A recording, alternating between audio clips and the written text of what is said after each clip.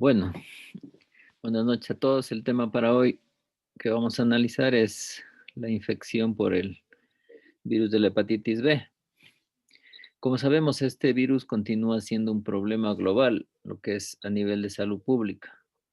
La vacunación frente al virus de la hepatitis B ya ha sido introducida desde hace mucho tiempo atrás, pero debido a la migración de personas con una tasa de inmunización baja hace que este problema persista, a pesar de que la vacuna constituye un método muy eficaz para reducir la incidencia de la enfermedad. Eh, en los países europeos tienen una tasa por lo general de 0,5 al 1% de infección y con tendencia al alza, como hemos dicho, también por la presencia de migrantes. El espectro de la enfermedad crónica ocasionada por el virus de la hepatitis B es muy variable y abarca desde el portador inactivo a pacientes con hepatitis crónica y sus complicaciones, como es la cirrosis y hasta llegar al carcinoma hepatocelular. A pesar de que en los últimos años no se han producido grandes avances en el desarrollo clínico de nuevos fármacos para el tratamiento de la hepatitis B crónica, los cambios en la epidemiología y en el conocimiento de la historia natural, sus métodos diagnósticos e indicaciones de tratamiento aconsejan la actuación de, de todos los países con un buen tratamiento de esta infección, con la finalidad de reducir la tasa de complicaciones. Eh, Algunos consensos europeos revisan el tratamiento de la hepatitis B crónica y establecen como mejor pauta de administración prolongada de un análogo de nucleótidos con alta barrera genética a la resistencia, como es el entecavir, hay otro, el tenofovir o el tenofovir alafenamida. También tenemos el interferón pegilado, que constituye una alternativa en pacientes con enfermedad hepática poco avanzada, pero su aplicabilidad es limitada por su baja eficacia y efectos adversos que son frecuentes. En todos los países se debe evaluar el riesgo de progresión de la enfermedad hepática avanzada y el desarrollo de carcinoma hepatocelular. Determinados subgrupos de pacientes con infección crónica por el virus de la hepatitis B deben ser incluidos en programas de vigilancia para el diagnóstico precoz de carcinoma hepatocelular, que constituye en el momento actual la principal complicación de la enfermedad. Vamos a continuar con Mari. Sí se ve. Doctor, buenas noches, compañeros. El día de hoy voy a hablar acerca de hepatitis B.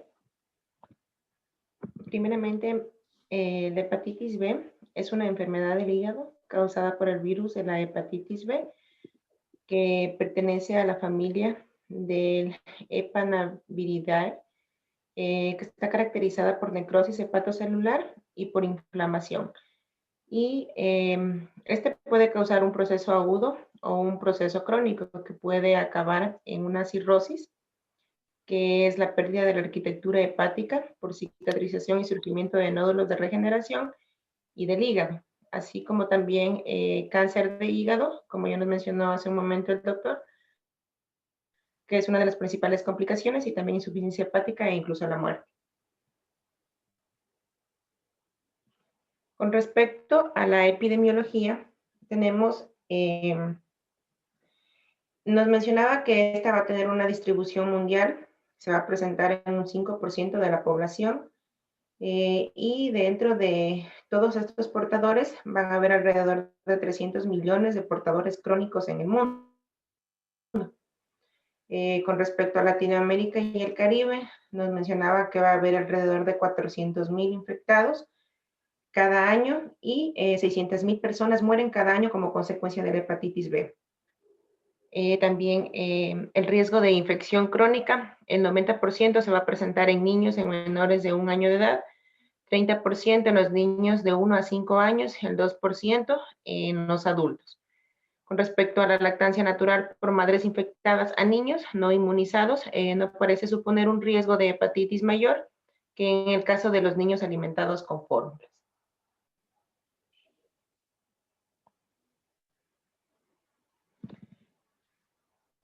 El virus de la hepatitis B va a estar presente en elevadas concentraciones en la sangre, en exudados serosos, en moderadas concentraciones en la saliva, líquido vaginal y semen, y no está presente en las heces, por lo que no existe una transmisión fecal oral.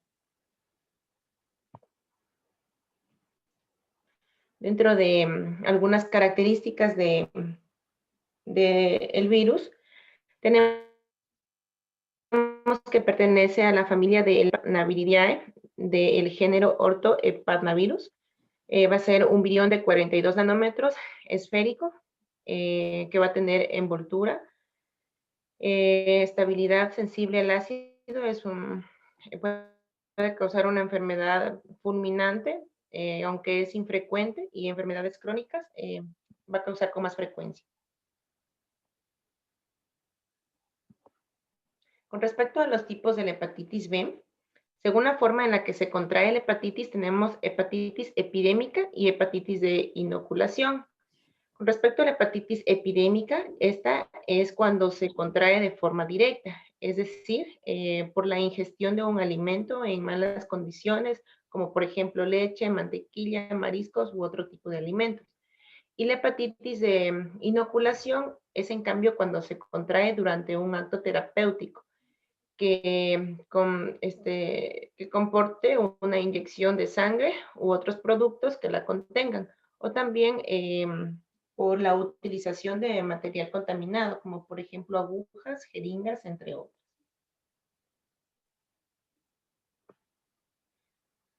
La hepatitis B se transmite a través del contacto con sangre o fluidos corporales contaminados. Las vías de transmisión incluyen tener relaciones sexuales con una persona infectada sin usar preservativo, compartir agujas para inyectarse drogas, los tatuajes, la transmisión perinatal, el contacto cercano con un paciente, la transfusión de sangre y algunos procedimientos médicos. Dentro de los síntomas principales tenemos que la persona que contrae cualquiera de las formas de hepatitis, ya sea A, B o C, acostumbra a sentirse como si tuviera una gripe con el mismo malestar. Pero dentro de los síntomas habituales de la hepatitis B tenemos el cansancio, náuseas, fiebres, pérdida del apetito, dolor del estómago y diarrea. Y en ciertas personas se va a presentar lo que es el oscurecimiento de la orina, los excrementos de color claro y también la ictericia en la piel, ya sea en ojos y piel.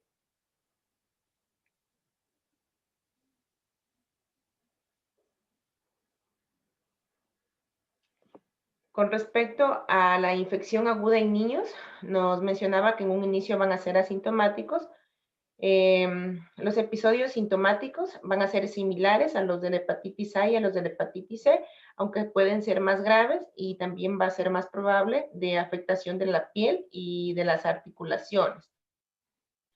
Con respecto a niños que nos mencionaba, puede ser precedida de pródromos similares a la enfermedad del suero, caracterizada por artralgias o lesiones cutáneas como urticarias o erupciones púrpura maculares o macopapulares.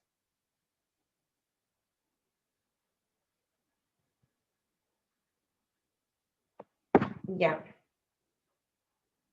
Dentro del cuadro clínico, también era importante hablar perdón un momentito, de lo que corresponde al periodo de incubación, al periodo prodrómico, al periodo de estado y el periodo de convalecencia, que va a comprender lo que es la infección aguda de la enfermedad.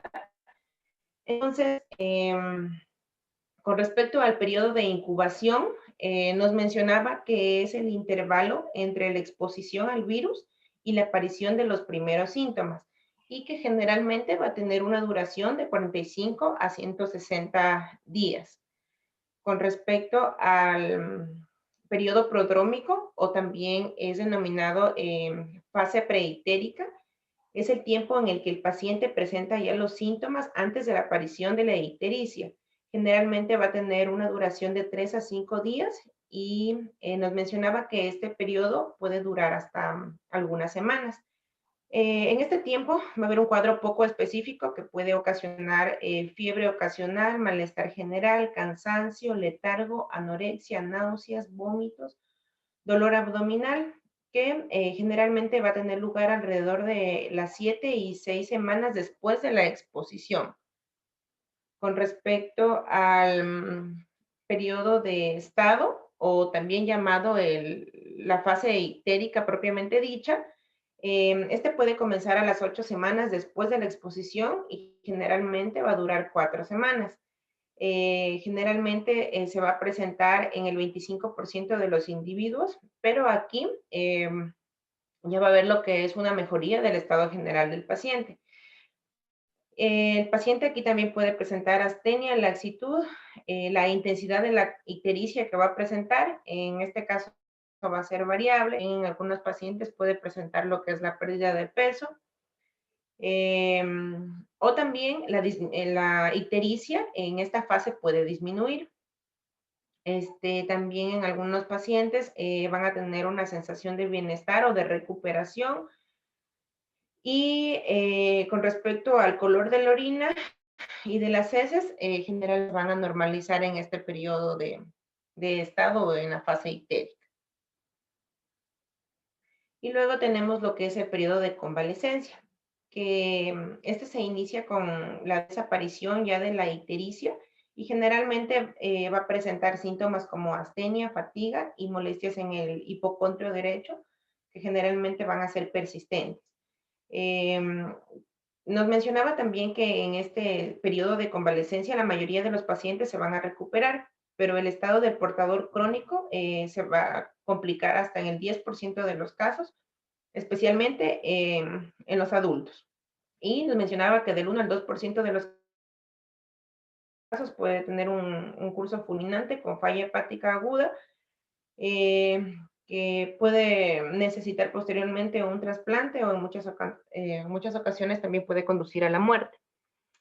Dentro de la infección crónica, en cambio, nos mencionaba que esta ocurre la persistencia de los síntomas como astenia, molestias inespecíficas en la zona del hipocondrio derecho, puede haber fatiga ante algunos esfuerzos leves o la necesidad de dormir más horas. Y la infección crónica conduce generalmente a fibrosis progresiva y a cirrosis. Con respecto al diagnóstico de la hepatitis B, nos mencionaba que es necesario realizar una correcta anamnesis, un correcto examen físico, las pruebas de función hepática, otros exámenes complementarios que ya se los van a nombrar, y también es importante lo que es el diagnóstico por imagen. Entonces, se debe realizar un buen análisis de sangre o un análisis hematológico.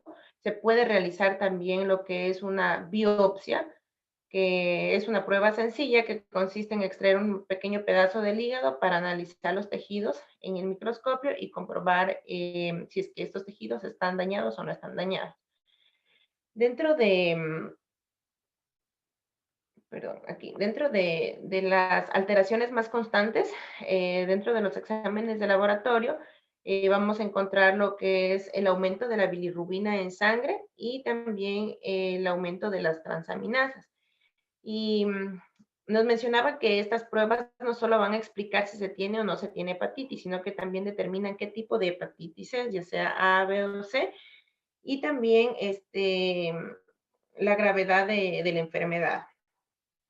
Con respecto al examen físico, para el diagnóstico también es importante ver la coloración de la piel, descartar la ictericia de la piel y de las membranas mucosas. Dentro del examen físico también es importante la palpación, por ejemplo, el hígado, si es que el hígado se encuentra aumentado de tamaño o también si es que ese se encuentra doloroso a la palpación o a la percusión.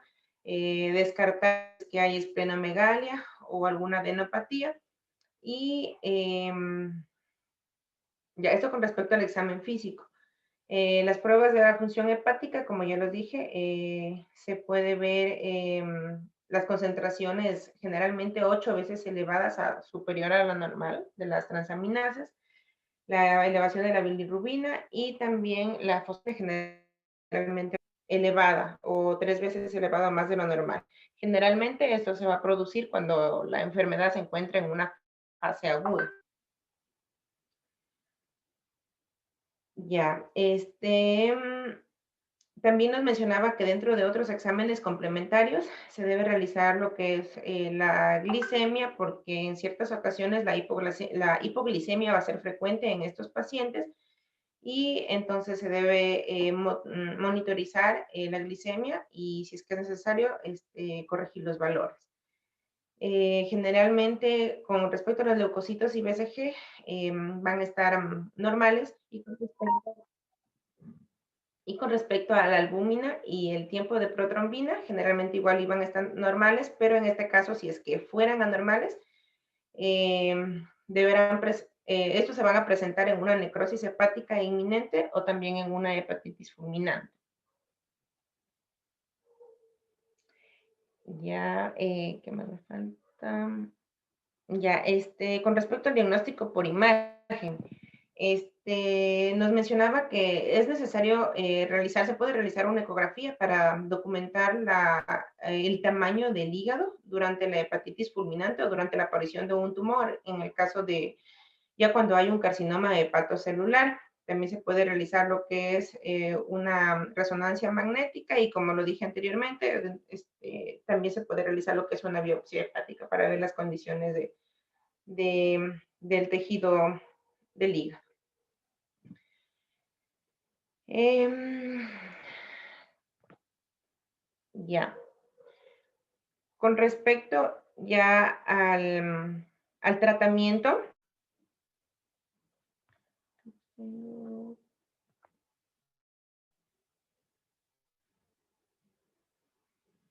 ya, con respecto ya al tratamiento de la enfermedad, nos mencionaba que este se va a dar dependiendo de la etapa en el que se encuentre la enfermedad. Entonces, tenemos cuando está en una etapa aguda o cuando los pacientes son asintomáticos, va a ser necesario lo que es el reposo, de acuerdo al estado del paciente, los alimentos glúcidos de acuerdo a la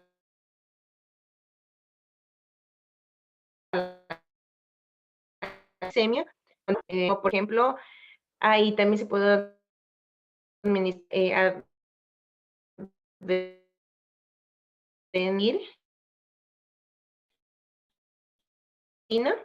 etapa fulminante. Ya nos mencionaba que generalmente ya se va a requerir lo que es un trasplante de hígado.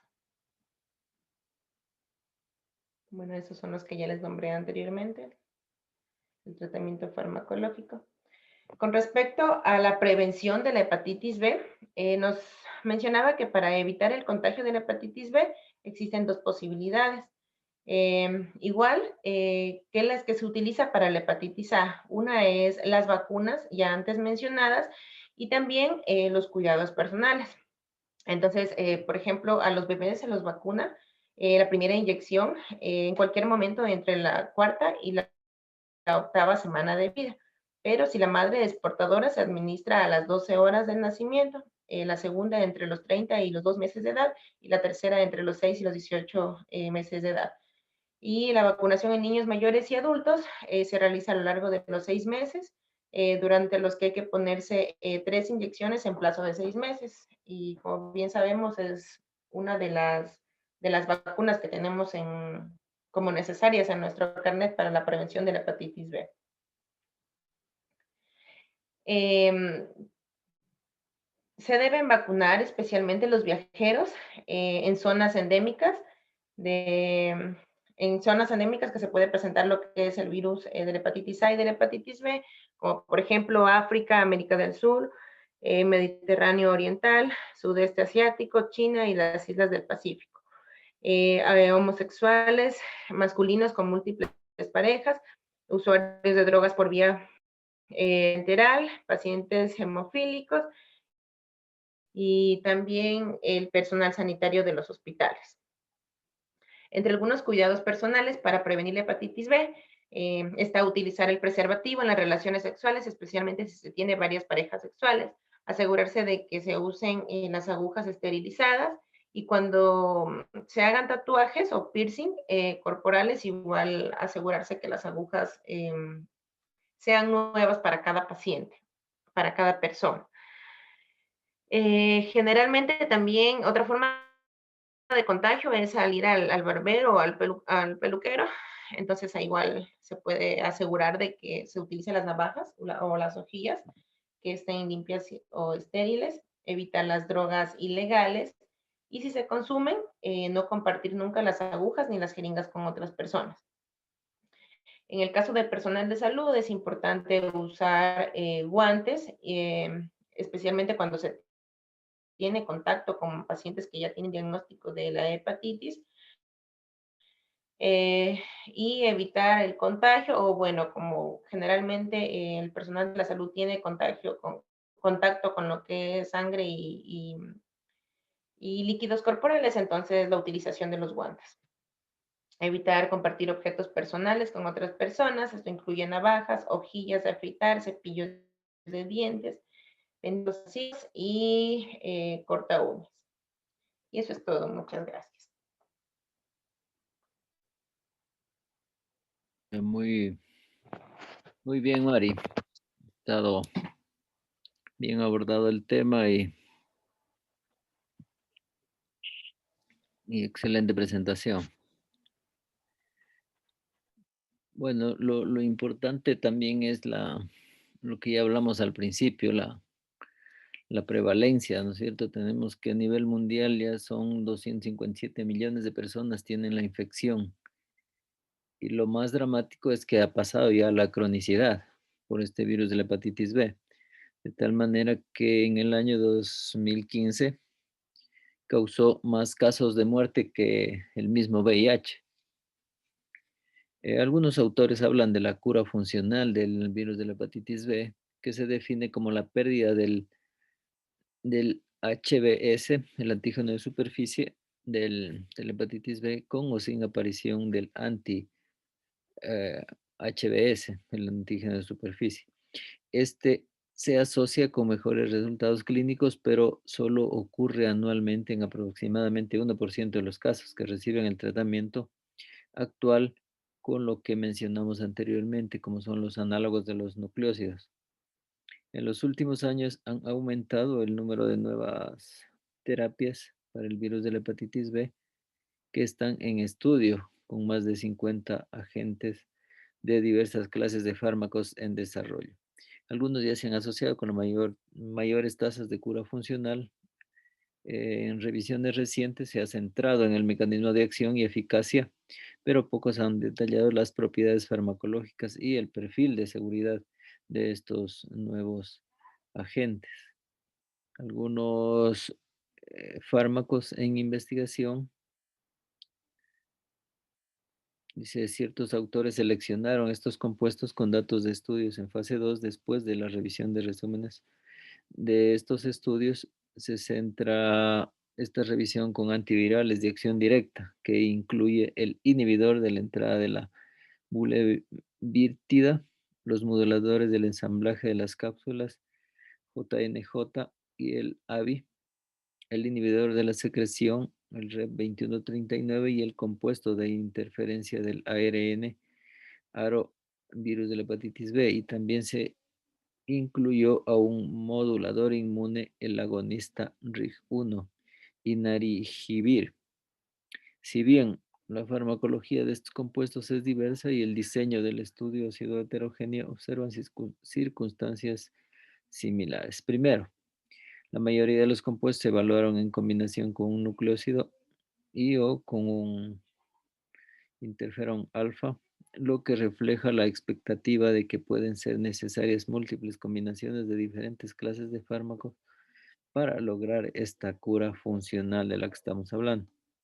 En segundo lugar, la mayoría de los agentes redujeron el DNA del virus de la hepatitis B de manera comparable o mayor con la monoterapia con nucleócidos y algunos dieron como resultado una disminución o pérdida del antígeno en superficie del virus de la hepatitis B. Estos hallazgos son alentadores y subrayan eh, la promesa de estos agentes que dan buena perspectiva. A ver, Kelvin,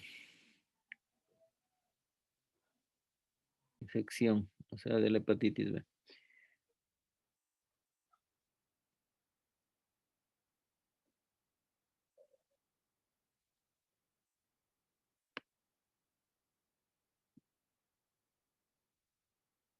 Más factibles para prevenir la enfermedad, en este caso lo que es la vacuna de la hepatitis B desde temprana edad para poder prevenir las tasas de mortalidad principalmente en los niños. La prevención también al momento de que es lo que el uso de lo que es el preservativo cuando los pacientes tengan una vida sexual muy activa y con múltiples parejas, son más propensos también ellos a que se contagien con este virus. También dar un poco de importancia a lo que es los pacientes que tengan algún tipo de antecedente ya en sí de alguna enfermedad a nivel de lo que es el hígado y también ver la forma ¿cómo decirlo?, de dar un poco de importancia a las medidas de protección o las medidas de prevención que se da en cada paciente. Y algo más o menos así, no pude leer mucho, pero es lo que pude también entender de lo que expuso mi compañero. Ya, claro, está muy bien. Entonces, todos estos datos son importantes y que los debemos tomar en cuenta, ¿no es cierto?, en el vivir diario, debido a que podemos evitar este tipo de contagio, especialmente con sangre o algunas secreciones eh, durante una relación, debido a que es una enfermedad también que se puede transmitir sexualmente. Brian Utreras, ¿qué tal? ¿Qué opinas sobre la transmisión vertical del virus de la hepatitis B? Ya, ¿Cómo podemos evitar ajá, esto? la transmisión vertical hace referencia a lo que es la transmisión de madre a hijo, al momento de, de nacimiento, pero pues esto es Ya, evitable con un diagnóstico prematuro de la infección eh, en la madre, pues y así tratar de ver un método alternativo al parto normal, ¿no? Pero teniendo en cuenta también con la medicación y también lo que es la inmunización al bebé que se le da inmediatamente al nacer. Pues si bien es cierto, si la mamá está infectada con la hepatitis B, la inmunización directa después de nacer es una de las alternativas que se usa dentro de la intervención que se hace con la hepatitis B en el niño. Se utiliza lo que es, si no me equivoco, a las 6 horas, son 3 dosis, 6 horas de una dosis después de a los 30 días la segunda dosis y después creo que era a los 6 meses, si no me equivoco. Y la tercera dosis. Y pues dentro de eso también lo que es el tratamiento a la madre y así evitamos también la enfermedad dentro de lo que es el neonato. Eso, Doc. claro, ¿no es cierto? En cuanto a prevención, sería importante primero el diagnóstico a la madre, un diagnóstico precoz. Ujú. Y durante el parto, pues lo más adecuado es que el bebé reciba el tratamiento adecuado. Durante ya en las 12 horas posteriores al nacimiento ya está aconsejado el tratamiento para el niño. Porque, o sea, de ley ya va a estar contaminado, ¿sí? Entonces, es mejor empezar el tratamiento para evitar la cronicidad de la enfermedad.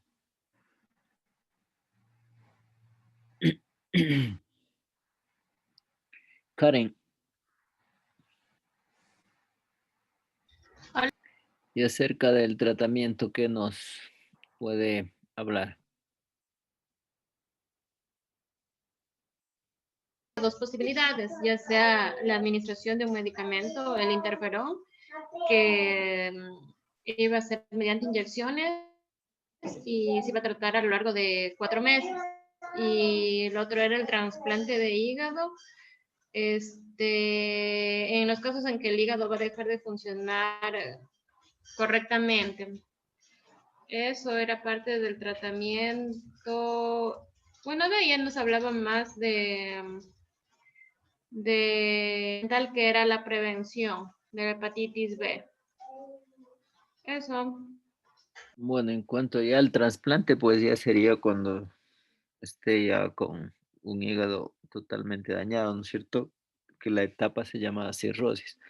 Entonces, en ese caso ya necesitaría el trasplante.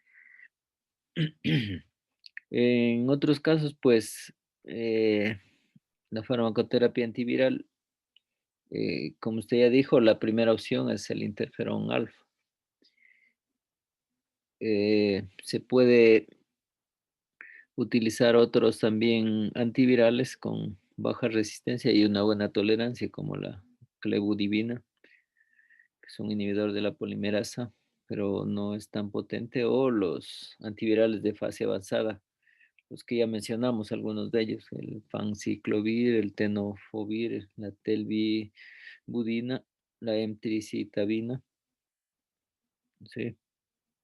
Y como decíamos ya en último caso, pues estaría el trasplante hepático, con una cirrosis ya recién establecida, que no sea tan avanzada, donde ya no haya nada que hacer. Si un paciente ya está con ascitis, con bilirrubinemia, hipoproteinemia, con ya una cirrosis avanzada, pues ya, y depende de la edad también del paciente, que consideraría ya no estaría recomendado tampoco el trasplante. Hasta ahí quedaríamos. Mañana creo que nos va a apoyar Stephanie, sí. Pienso que será esta misma hora, sí.